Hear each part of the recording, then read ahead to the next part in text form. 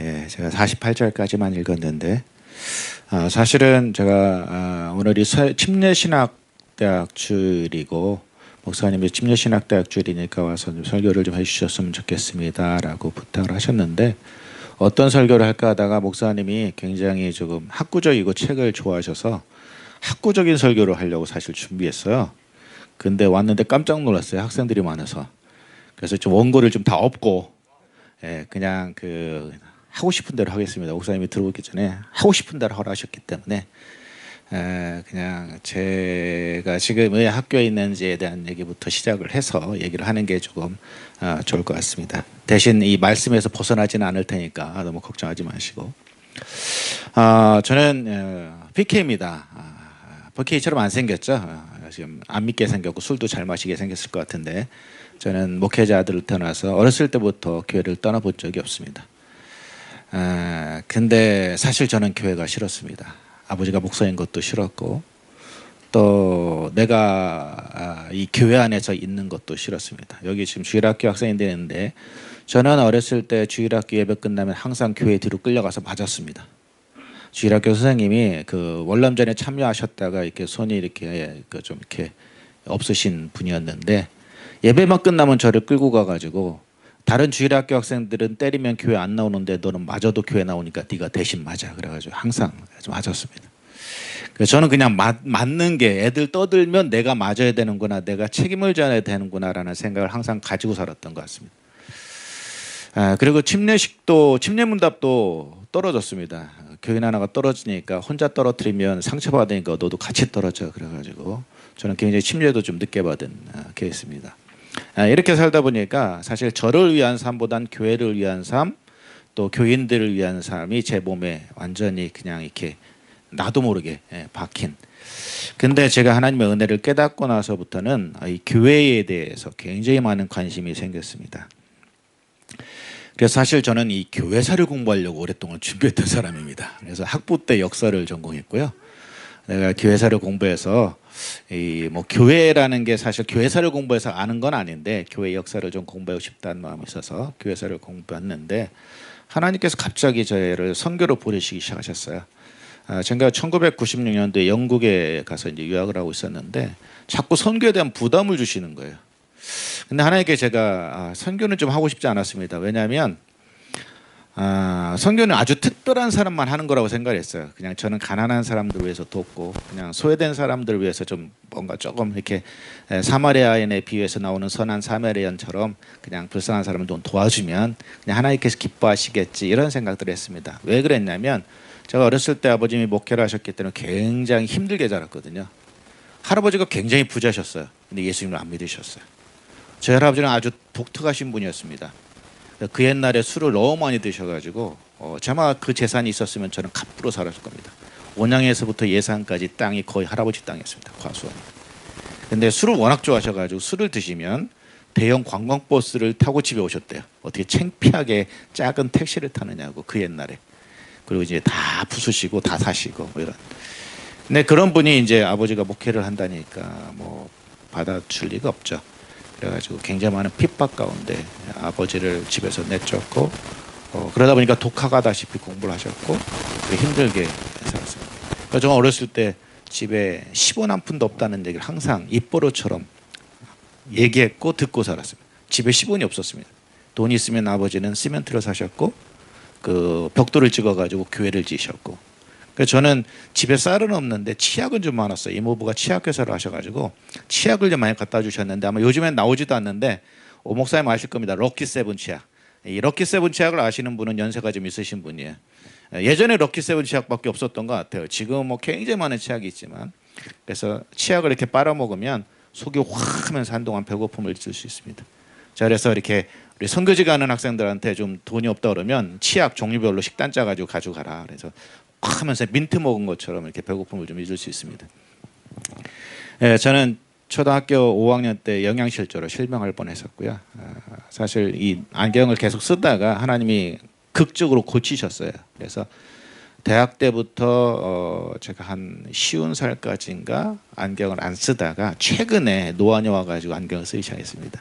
그 정도로 이렇게 영양실조 때문에 고생도 할 정도로 힘들게 자랐습니다. 그러다 보니까 어렸을 때부터 가난한 사람들, 불쌍한 사람들을 위해서 일해야 되겠다는 생각을 항상 가지고 있었던 거예요. 왜냐하면 내가 항상 배고프고 내가 항상 이 돈이 없고 또 제가 한글을 띄웠는데도 집에 읽을 책이 없어서 맨날 성경만 읽었고 그러니까 저는 제가 박사과정 끝날 때까지 이 책이 저의 우상이었습니다. 제 책에다 누가 하이라이트를 한다? 이거 신성모독이었습니다. 여기에 감히 침을 묻혀가지고 이걸 넘긴다? 이건 절대로 용납이 안 되는 그런 어떤 삶들을 살았는데 대학원 마치고 박사과정 마칠 때쯤 저희 집에 미국에 있을 때 수해가 나가지고 한 2만 부로 제 모든 책들이 다 잠기면서 책에 대한 미련도 제 우상이었던 책에 대한 미련도 이제 버리게 됐던 그러다 보니까 사실은 이런 환경 속에서 사실 가난한 사람, 불쌍한 사람, 또 소외된 사람에 대한 관심은 있었지만 선교에 대해서는 전혀 관심이 없었는데 영국에 있는데 계속 선교를 말씀하셨어요. 그때부터 하나님께 기도하기 시작했습니다. 그래서 저희 집은 이 가정 예배를 항상 드렸는데 이 만약에 정해진 날짜가 아닌 때 가정 예배를 드린다 그러면 동생이나 저 중에 누군가나 뭐가 잘못한 거예요. 그러면 이제 가정 예배를 통해서 혼내키시거든요. 근데 제가 이제 이집트 선교지 간다 했더니 아버지가 가정 예배가 아니라 기도원 가자고 그러시더라고요. 그래서 저쪽에 있는 이제 기도원 갔는데 한 요거보다 한 2배 정도 되는 기도원이었던 것 같아요. 저 끝에 가서 기도해. 저기서 앞에 이제 강당에 기도 한 2시간쯤 했나? 그래도 가야 되겠니? 예, 갔다 와야 되겠습니다.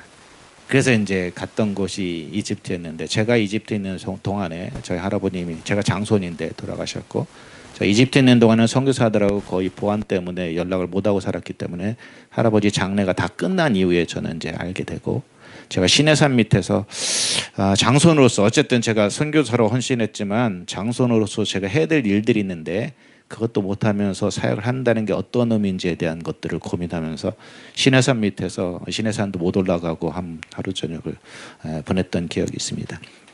그런 과정을 거쳐서 제가 이제 선교를 이제 준비하게 됐고 13년을 선교사가 되겠다고 준비했습니다. 그래서 이제 여러 가지 옵션 중에 제가 좀 더 이 목회라는 게 한 영혼을 다루는 건데 심장병 그 수술하는 의사도 1000번을 가슴을 열었다 닫았다 해야 마음껏 자유자재로 수술을 한다는데 한 영혼을 다루는 목회자가 MDB 교우 3년 하고 무슨 사역을 하며 한 영혼을 다룰까라는 마음이 있어서 공부를 좀 더 해야 되겠다 싶어서 영국 옥스퍼드에 있는 선교대학원에 이제 이슬람학을 하러 갔다가 좀 프랙티컬한 공부를 하려고 미국으로 옮겨서 미국에서 이제 박사학위 마치고 그때 당시에 미국에 있는 어떤 대학에서 교수로라는 요청이 있었고 인디아나주에서 담임 목회하고 있었는데 선교사가 되려고 한국에 훈련받으러 들어왔습니다. 들어오자마자 2주 만에 훈련 받고 나가려고 하는데 하나님께서 갑자기 학교로 부르셨습니다. 저를 13년을 뺑뺑이 돌리게 하시고 파송식 한 달 5일 전에 저를 학교로 부르시는 그 하나님이 도무지 이해가 되지 않았습니다. 처음부터 그냥 교수하라고 그러지. 그러면 옥스퍼드에서 강의안도 준비하고 열심히 교수로서 준비했을 텐데 생뚱맞게 교회에서 한다는 사람 선교하라고 해놓고 13년을 준비했더니 갑자기 학교로 오라는 그 하나님. 제가 최씨잖아요. 그때 앰뷸런스를 제가 3번 탔습니다. 건양대학교 병원에 3번 실려갔습니다. 이게 속에 이제 이 분노가 있었던 것 같아요. 그러다 보니까 이제 위경련이 나오고 그래서 쓰러져가지고 한 3번. 근데 하나님 포기하지 않으시더라고요. 결국 제가 순종하고 학교로 가게 됐고 지금은 진주신학대학교에서 선교학을 가르치고 있습니다.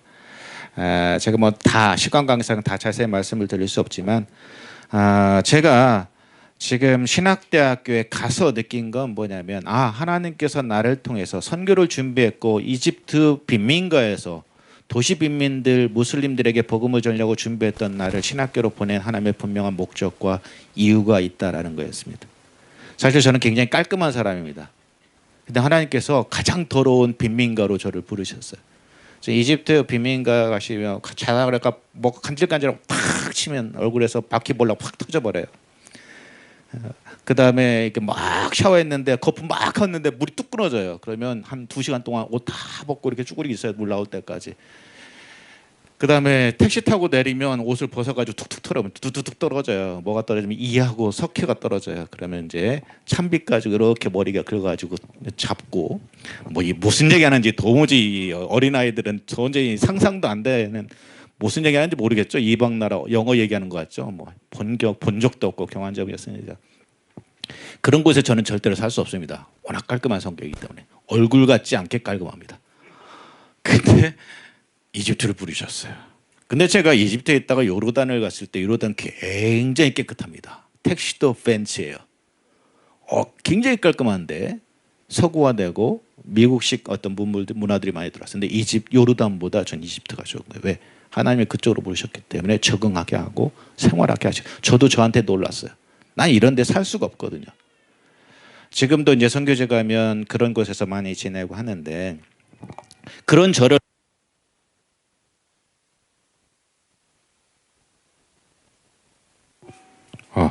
그런 저를 학교로 하나님께서 부르셨는데 제가 학교에서 지금 기도하는 건 뭐냐면 청장부터 1학년 새내기까지 모든 공동체의 사람들이 이 땅 가운데서 열방을 향한 하나님의 아버지의 마음을 가지고 선교사적 삶을 살아가도록 만드는 게 사실 저의 비전입니다. 하나님께서 어떻게 그걸 이루실지 모르겠지만 그동안 그런 일들을 해왔습니다. 1년이면 한 1억 이상을 들여서 학생들 데리고 선교지 다니고 또 계속해서 선교 관련 일들을 했습니다. 사실 어떻게 했는지도 모르겠어요. 저한테 돈이 없는데도 계산해 보면 1년에서 많게는 한 1억 5천만 원, 6천만 원, 적게는 한 8천만 원 정도를 들여서 선교지를 돌아다니고 왜? 주님 오실 때까지 우리가 선교해야 되는데 결국 남는 건 건물이나 뭐 프로젝트가 아니라 사람이라는 생각이 들어서 우리 신학생들을 좀 키우려고 신학생들에게 어떤 선교된 부담을 주려고 그들을 다 선교사로 내보내려고 하는 게 아니라 이 땅 가운데서 아까 말씀드렸던 것처럼 선교사적 삶을 살아가는 그리스도인 제자들 목회자들 만들려고 그래서 그게 제 사명이고 삶의 이유인 것 같습니다. 근데 제가 이제 준비도 안 한 상태에서 학교로 가다 보니까 몸에 힘이 좀 들어갔던 것 같아요. 한 7년 전에 대상포진으로 쓰러졌습니다. 제가 김일성 죽었을 때 군에 있어가지고 마취를 안 하고 수술한 사람입니다. 제 얼굴이 좌우가 대칭이 아니에요. 사실 한 1cm, 0.5cm만 옆으로 떨어졌어도 그냥 직사했을 거라는데 떨어지는 순간부터 제 기억이 없어요. 그래서 벙커에서 나와가지고 출동하다가 낭떠러지로 떨어졌는데 큰 바위 옆으로 이렇게 스쳤나 봐요. 얼굴을 이렇게 스쳤나 봐요. 그래서 싹 밀려가지고 군의관이 이제 새벽 2시에 와가지고 이렇게 마취를 안 하고 이렇게 23바늘을 꼬매놓은 얼굴입니다. 그래서 요즘도 이렇게 날면도기를 쓰면 약간 살이 이렇게 뜯겨져 나가지고 좀 조심을 해야 되는 그 정도로 제가 지금 수술했다는 거라는 게 아니라 잘 참는 성격이라는 말씀을 드리려고 하는 겁니다. 근데 못 참겠더라고요. 하나님 저 죽여주십시오 그랬습니다. 저 목사인데 선교학 교수고 그때 당시에 선교훈련 원장인데 제가 자살은 못하겠고 그냥 죽여주십시오. 그냥 데려가십시오. 근데 하나님께서 저한테 말씀하셨던 건 뭐냐면 내 사명이 생명보다 귀하다는 거였습니다. 나를 보내신 네가 너와 함께한다는 요한복음 8장 29절의 말씀이었습니다. 그러면 내가 어떤 상황이든 간에 너와 함께 하실 것이고 너를 통해서 열매를 맺어갈 것이고 또 내가 하나님이 기뻐하신 일을 감당할 때 하나님께서 저를 통해서 일하실 거라는 것들을 말씀하셨습니다. 그래서 더 이상은 제가 그만두겠다, 뭐 포기하겠다, 아니면 죽여달라 이런 얘기를 좀 안 하기 시작했습니다. 그래서 제가 이 말씀을 드린 이유는 제가 오늘이 침례신학대학교 주일인데 아까 기도하시는 분이 기도하셨던 것처럼 학교를 위해서 또 학교에서 교육받는 우리 학생들을 위해서 21세기 한국 교단을 짊어질 우리 학생들을 위해서 계속해서 기도해 주시고 관심 가져주시면 좋겠습니다. 저는 선교학을 가르치는 사람이기 때문에 요즘에 사실 성경을 어떻게 선교적으로 읽을까라는 거에 굉장히 관심을 가지고 지금 학생들 가르치고 있고 공부를 하고 있습니다.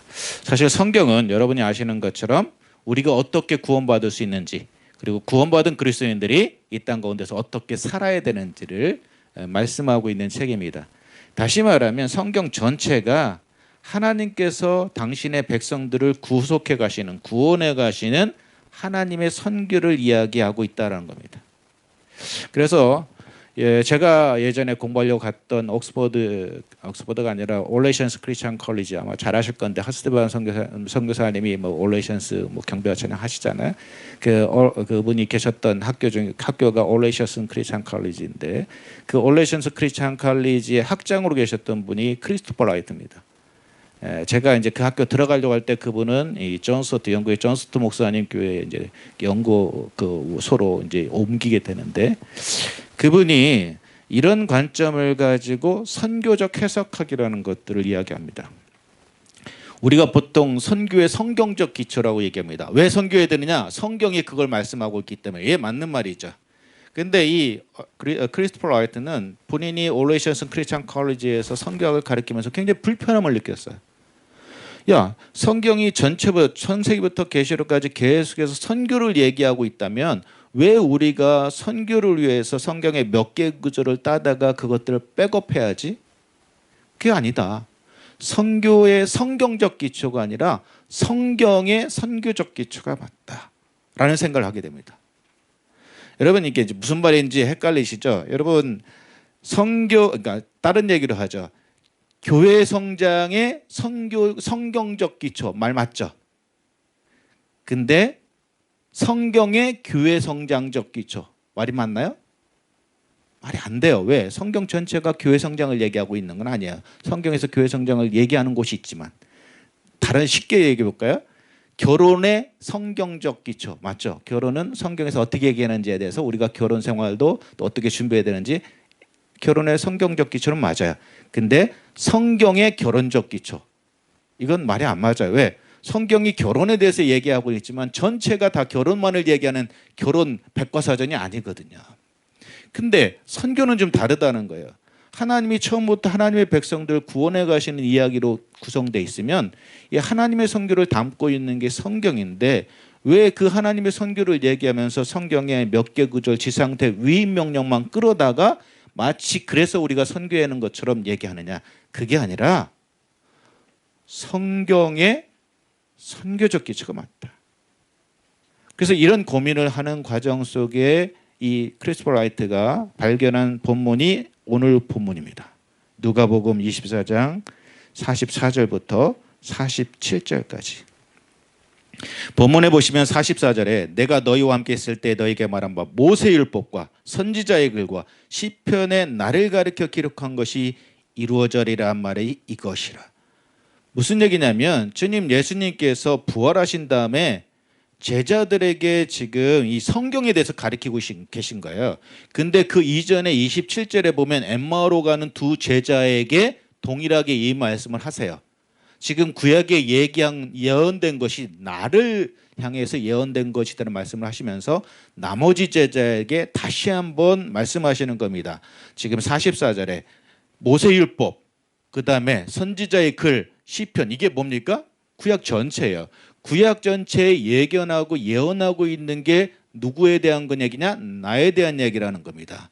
그렇기 때문에 지금 나에 대한 얘기를 구약이 말씀하고 있고, 예수님께서 이 땅 가운데 성육신하셔서 하셨던 모든 사역은 뭐냐? 구약에 예언된 것들이 성취되는 것이라는 것을 강하게 지금 얘기하고 있는 겁니다. 또한 47절에서 기록되었으니라고 말하는데, 그의 제사함을 받게 하는 회개가 모든 족속에게 전파되어야 한다고 말씀하십니다.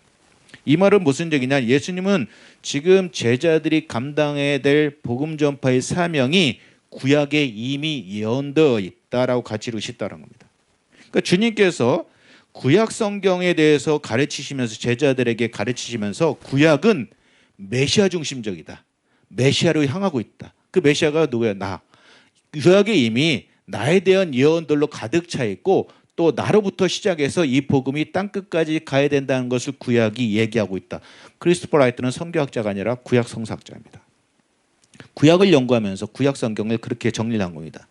그러면 이 구약이 그리스도의 삶과 죽음, 부활, 그리고 그 사건으로 인해 생겨나는 열방에 대한 선교에 초점을 맞추고 있다는 것을 주님께서는 제자들에게 지금 말씀하고 있는 겁니다. 근데 우리는 신약은 지상대 위임 명령부터 해서 또 사도들이 계속 복음을 전하면서 선교적인 문서라고 많은 학자들도 우리가 많이 알고 있지만 구약에 대해서는 구약은 이스라엘의 역사인 것처럼 알고 있었는데 크리스 프로트는 아니다. 성경이 창세기부터 계시록까지 계속해서 예수님에 대한 얘기고 예수님이 이 땅 가운데 왜 오셨고 그 일이 성취되었고 이후로 그 복음이 땅끝까지 가야 된다는 하나님의 선교를 전체적으로 이야기하고 있다라고 주장하는 겁니다.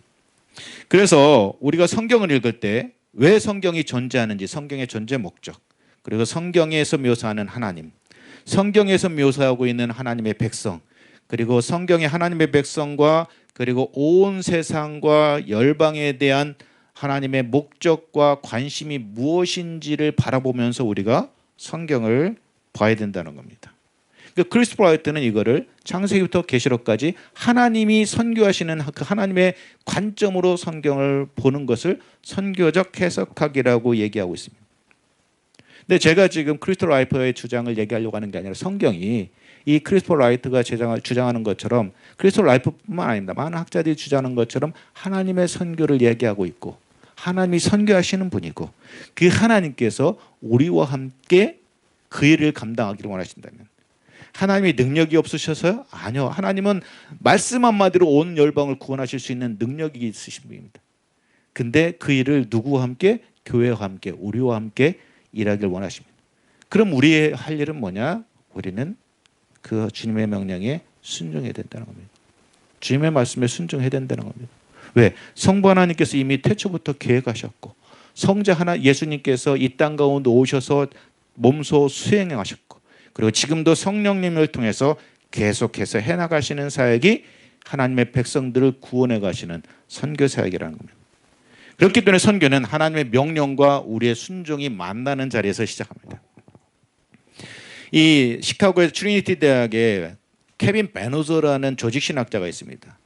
이 조직신학자는 성경을 어떻게 보느냐? 디바인 드라마라고 합니다. 신적인 드라마.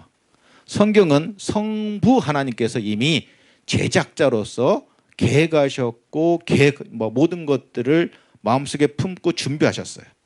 그리고 성자 예수님은 뭐냐면 등장인물이라는 것, 메시지라는 겁니다. 그리고 성령 하나님께서 그것들을 연출해 가신다는 겁니다. 그 이야기가 성경이라는 겁니다.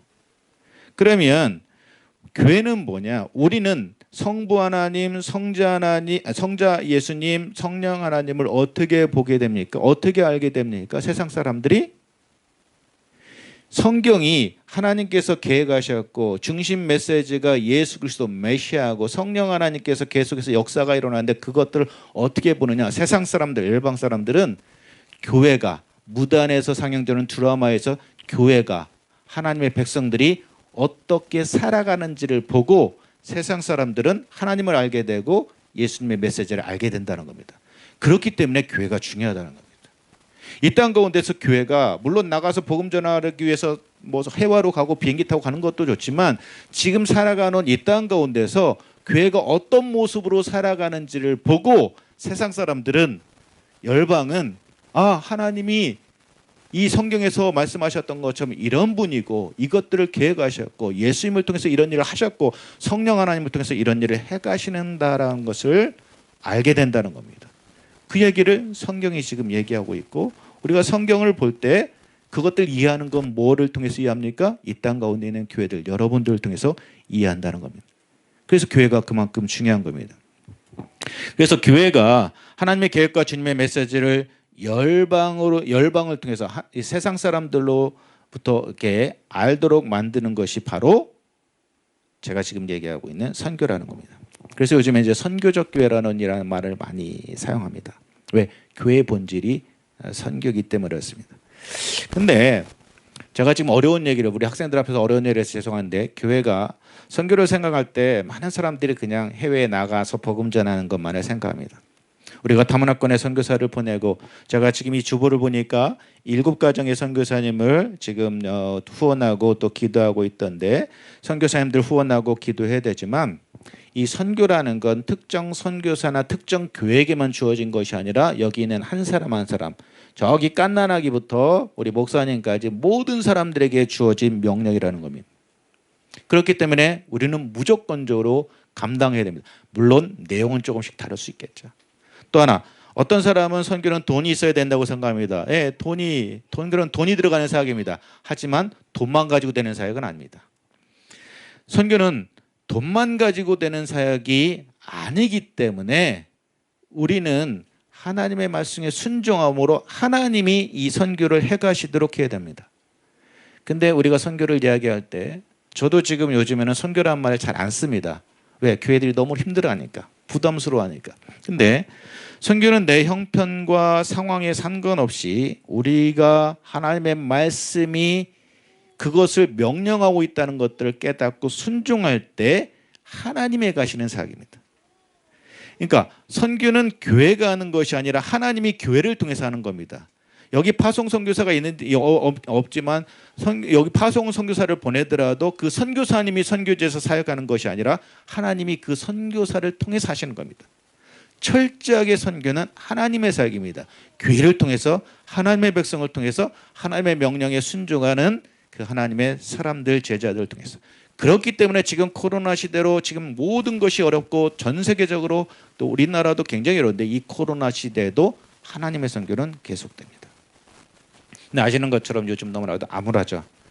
지금 마스크 쓰고 제가 지금 이 마스크 안 벗고 설교하는 게 지금 올해 들어서 한 번, 두 번 좀 안 되는 것 같아요. 저도 항상 마스크 쓰고 하루 6시간 강의하면 제가 말이 굉장히 빠르거든요. 오늘은 좀 천천히 하는 굉장히 빠른데 6시간 강의하면 뭐 어질어질해요. 근데 이 요즘에 너무 사회가 어렵죠. 뭐 영끌 인생 이런 얘기 많이 쓰죠. 뭐 교회도 힘들고요. 그리고 대개가 우울하다고 안 된다고 이런 얘기들 아주 입에 입버릇처럼 달고 삽니다. 그다음에 또 조금 뭐 하자 그러면 바빠요 그래요. 바빠요. 뭐가 그런지 바쁜지 모르겠지만, 그러니까 바쁘다를 영어로 busy, B-U-S-Y 그런데 being under Satan's yoke. 영어를 잘 아시는 분 다 아시겠지만 사탄의 멍에 아래 있다는 거. being under Satan's yoke. 그러니까 우리가 바쁘지만 정말 하나님의 기뻐하시는 것들을 위해서 바쁜 게 아니라 정말 따져놓고 보면 불필요한 것 때문에 바쁜 경우가 많습니다. 근데 성경 로마서 12장 2절을 보면 너희는 이 세대를 본받지 말고 오직 마음을 새롭게 함으로 변화를 받아 하나님의 선하시고 기뻐하시고 온전하신 뜻이 무엇인지 분별하도록 하라고 말씀하고 있습니다.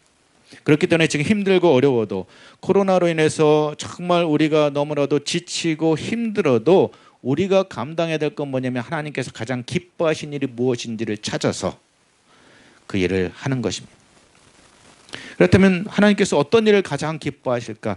히브리서 11장 6절을 보면 믿음이 없이는 하나님을 기쁘시게 못한다고 말씀합니다. 하나님 우리 믿음을 기뻐하십니다.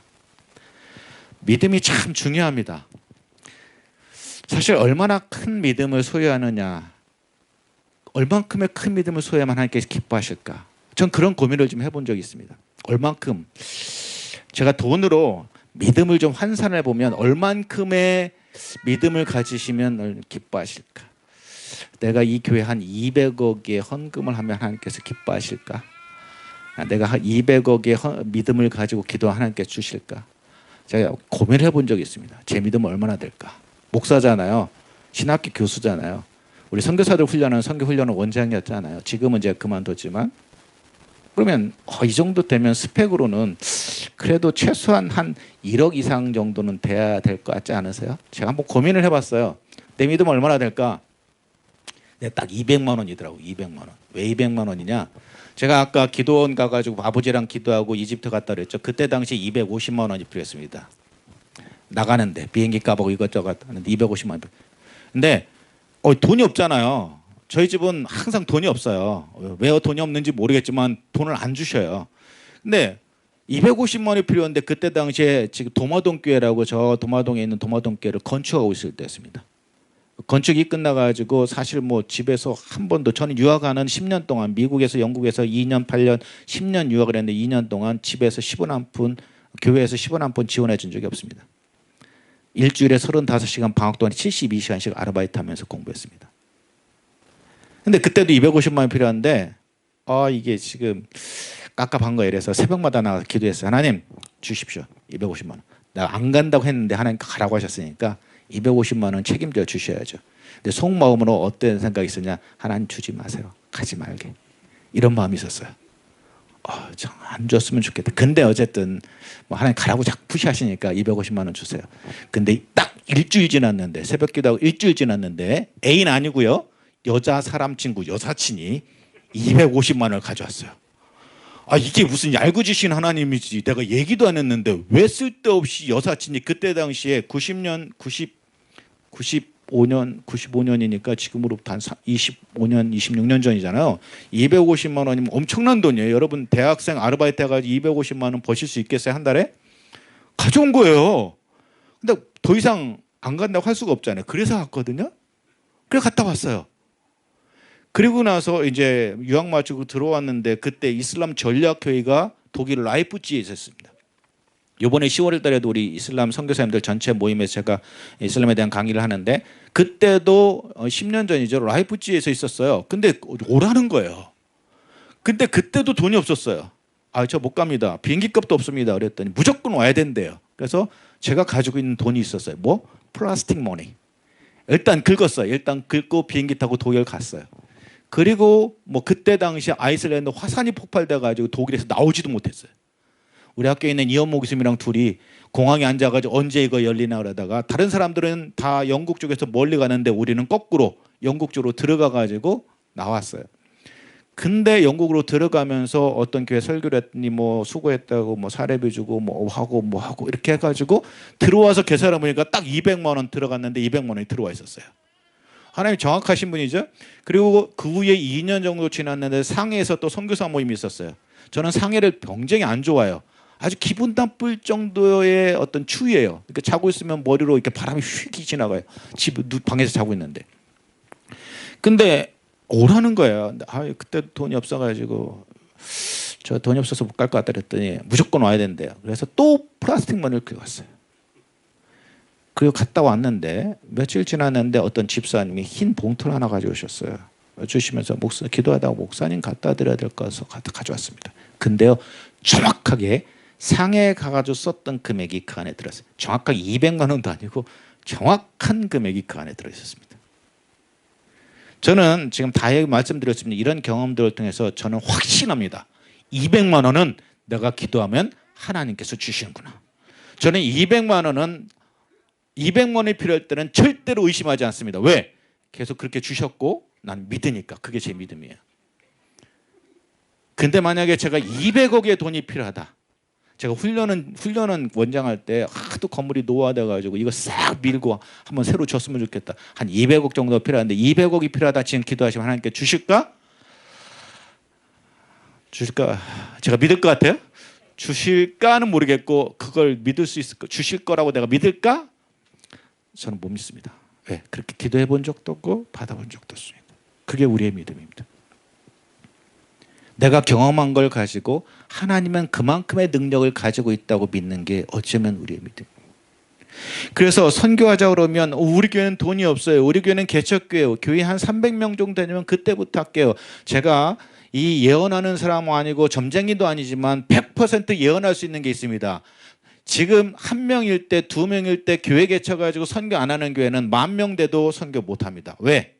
10,000명 되면 쓸 일이 없을까요? 더 많아요. 그러니까 정말 이 성경이 하나님의 말씀이고 선교가 하나님의 명령이라는 것들을 믿고 내가 일주일에 커피 한 잔 아껴가지고 3,000원이라도 하나님께 드릴 수 있는 사람이 10,000명 뭐 10만 명 돼도 선교하는 거지, 어느 정도 되고 조건이 맞고 어떤 환경이 돼서 한다? 그거는 본인이 하는 거지 하나님이 하시는 게 아닙니다. 제가 지금 선교는 하나님이 가시는 건데 자꾸 우리는 우리의 경험과 우리의 믿음을 가지고 하나님을 가둬놓고, 하나님은 이 교회 안에 있는 나한테 주셨던 그만큼의 능력을 가지신 분, 이스라엘 백성들이 그랬어요. 정탐 갔다 와가지고 뭐라고 얘기합니까? 우리는 저들이 보기에도 메뚜기 같습니다. 뭐라고 얘기하는 거예요? 지금 하나님을 메뚜기 하나님으로 만들어버린 거예요. 그렇기 때문에 선교는 돈이 필요한 사역이지만 돈만 가지고 되는 사역이 아닙니다. 왜? 하나님이 해가시니까.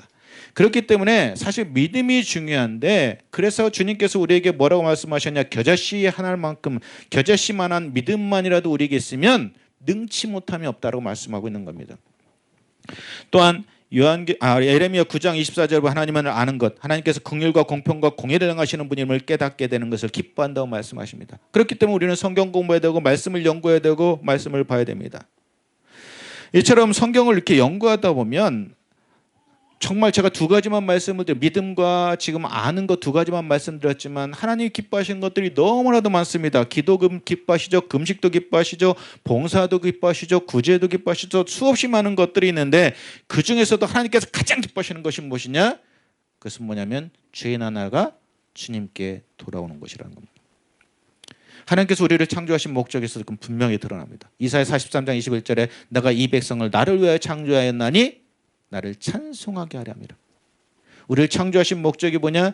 하나님께서 열방의 모든 사람들이 나라와 족속과 백성과 방언의 허다한 무리들이 하나님의 하나님 되심을 인정하게 하며 그분을 예배하는 것들을 위해서 우리를 창조했다라고 말씀하고 있다는 겁니다.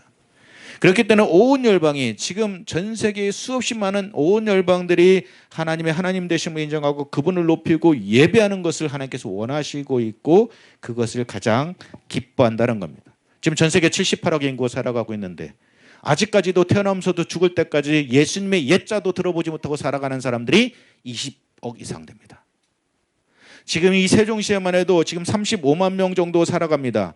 우리나라 5천만 명 중에 한 4천만 명이 예수 믿고 한 1천만 명도 안 되지만 한 800만 명이 그리스도인이라고 하는데 이 세종시에 35만 명이 살아가는데 복음화율을 따져보니까 19.8% 되더라고요. 20%예요.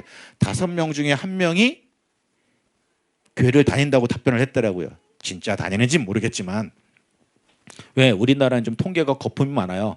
우리나라 5천만인데 인구 센서스 조사를 해보면 7천만이 넘어요. 하루는 교회 갔다가 하루는 절에 갔다가 천주교 갔다가 다 잡혀가지고. 근데 세종이 35만인데 20% 기독교인인데 청소년들 복음화율을 봤더니 3.8%. 여기 청소년들이 있는데 세종에 10명 중에 3명, 4명만 교회를 다니고 예수를 믿고 나머지는 안 믿는다라는 거예요. 근데 이 주님은 뭐라고 하시냐? 그 5명, 6명도 내가 그를 구원하기를 원한다. 그것 때문에 내가 너희를 선택했고 너희를 부르셨다라고 지금 얘기하고 있다는 겁니다. 지금 교회가 너무나도 미약하고 연약하지만 그럼에도 불구하고 우리 중에 누군가의 순종을 통해서 하나님께서는 일하시겠다라고 지금 말씀하고 있는 겁니다. 우리가 날마다 찬양을 통해서 나 주님의 기쁨 되기 원하네라고 정말 찬양하지만 실제로는 주님의 기쁨보다 주님이 원하시는 것보다 주님의 명령보다 내 자아가 앞서고 내 생각이 앞서고 내 가치관이 앞서고 내 어떤 습관들이 앞설 때가 많이 있습니다. 또 환경과 여건이 너무나도 힘들다 보니까 사실 하나님의 기뻐하시는 것이 무엇인지를 알기는 하지만 신경 쓸 여력이 없습니다. 그냥 하루하루 그냥 좋은 게 좋은 거라고 생각하면서 내 경험과 습관을 쫓아 살아갑니다. 때로는 힘들게 결단하려고 순종하려고 해도 환경적으로 너무나도 안 따라주는 것들이 너무 많아요. 구약 성경 보시면 하나님께서 아브라함을 부르셨을 때 마찬가지였습니다. 지금 편안하게 잘 살고 있었어요. 행복하게 잘 살고 있었어요. 근데 느닷없이 부르셔서 어디로 가라고 말씀도 안 하시고 그냥 본토 친척 아비집을 떠나라고 얘기합니다. 근데 아브라함은 하나님을 믿고 갈 바를 알지 못하고 떠납니다. 신약으로 와가지고 예수님께서 베드로를 부르셨을 때도 마찬가지입니다. 지금 밤새도록 잡았어요. 여러분 전문가들, 우리 찬양 사역하시는 오 목사님 같은 경우 찬양의 전문가인데 찬양의 전문가한테 제가 찬양에 대한 커멘트를 한다. 그러면 뭐예요? 번데기 앞에서 주름 잡는 거죠. 근데 업으로 평생을 살아왔던 베드로가 밤새 잡았는데 한 마리도 잡지 못해서 지금 지쳐가지고 빨리 씻고 들어가서 쉬고 싶은데 어부에 대해서는 이 고기 잡는 거에서는 알지 못하는 어떤 사람이 와가지고 야 배를 깊은 데로 떼어라. 그 말 순종할 수 있겠습니까? 근데 베드로는 말씀에 의지해서 순종합니다. 그랬더니 배가 넘치도록 그물이 찢어지도록 고기를 잡는 것들을 볼 수가 있습니다. 분명한 것은 하나님께서 그분의 사역을 위해서 우리를 부르시고 무엇인가를 하라고 어떤 명령하시면 우리가 할 일은 뭐냐? 그냥 아멘하고 순종하라는 것이라는 겁니다. 그러면 하나님께서 당신이 가장 기뻐하는 일을 하나님께서 해가신다고 말씀하고 있는 겁니다.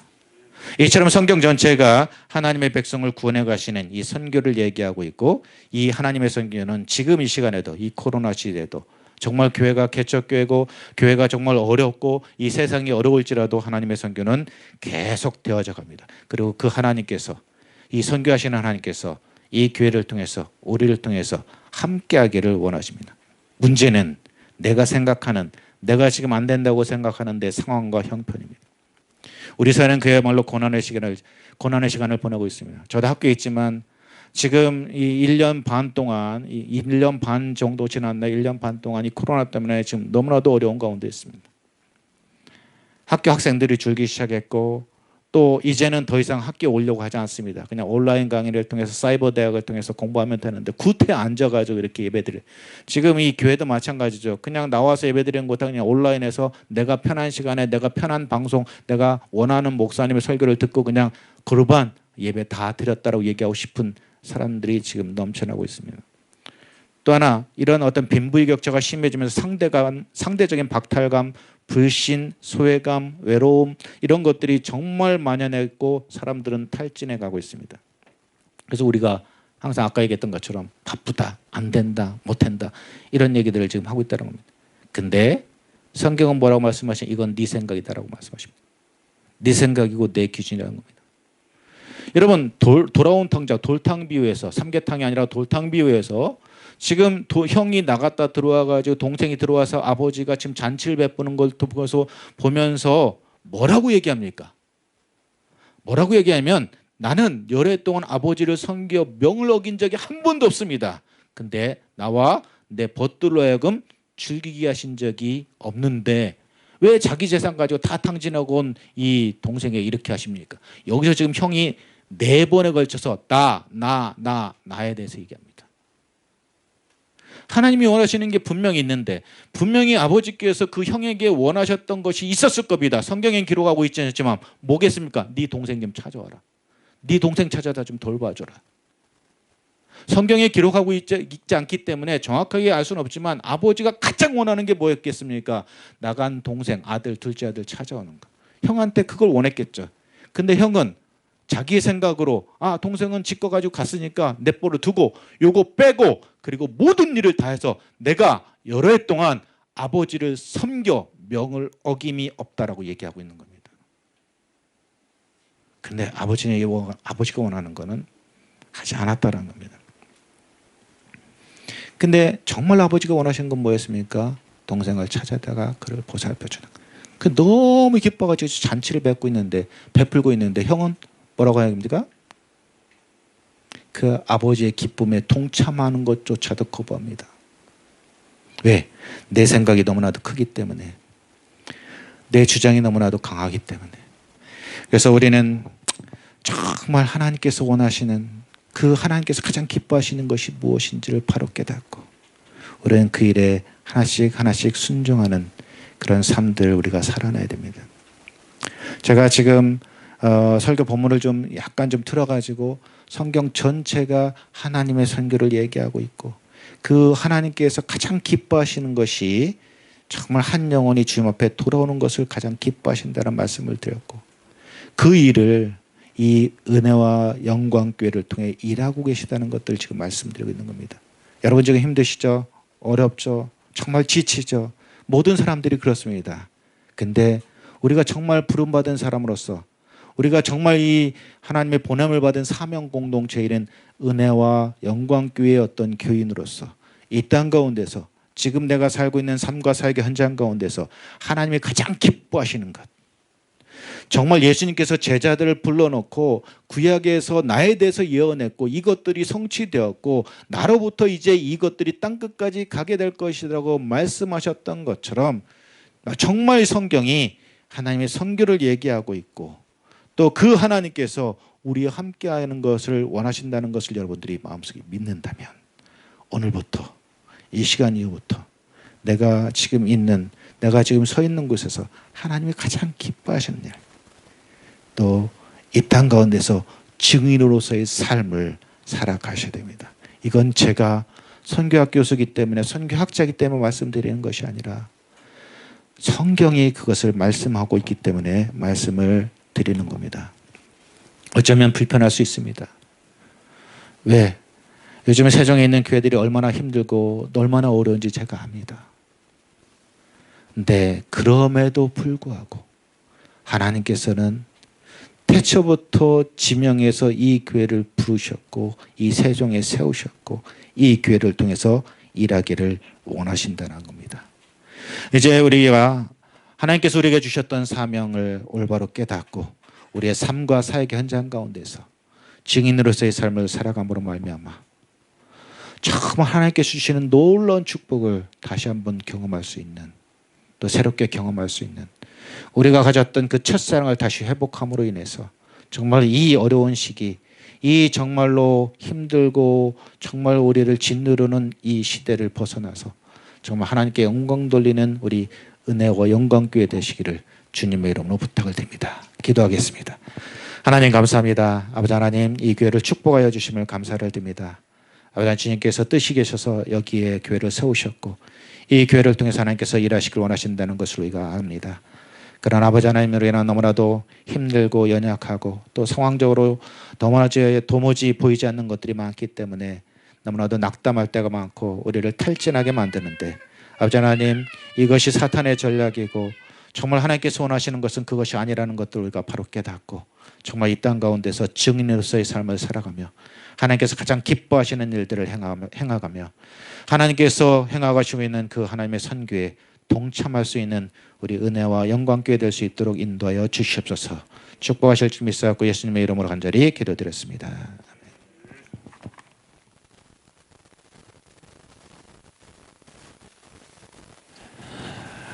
이 시간 우리 다 같이 자리에서 일어나셔서 주기도 문송 하고 우리 최현재 목사님 나오셔서 축도로 예배를 마치겠습니다.